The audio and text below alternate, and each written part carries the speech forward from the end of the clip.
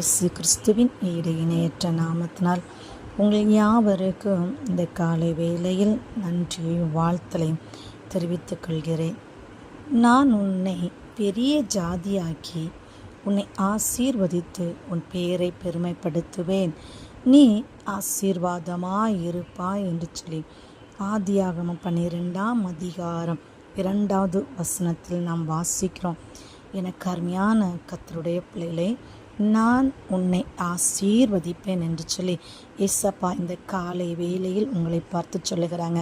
நீங்கள் கையிட்டு சேரதான எல்லா காரியங்களிலும் ஒரு ஆசீர்வாதத்தை என் தேவன் கட்டளையிட போகிறார்.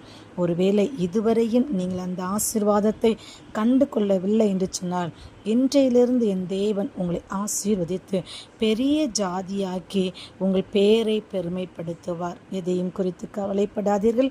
நிச்சயமாய் என் தேவன் இந்த வாக்குத்தத்த வசனத்தை உங்களுடைய வாழ்க்கையிலே ஆம் என்றும் ஆமேன் என்றும் நிறைவேற்றி தருவார். தகப்பனே, இந்த காலை வேளையில் என்னோடு ஜெபித்து கொண்டு இருக்கிறதா நம்முடைய பிள்ளைகளை நம்முடைய கரத்தில் ஒப்புக் கொடுக்கிறேன். நம்முடைய பிள்ளைகளை ஆசீர்வதிப்பீராக. கையிட்டு சேதன பிரயாசத்துக்குள்ள ஒரு ஆசீர்வாதத்தை நம்முடைய பிள்ளைகளை கட்டளையிடுவீராக.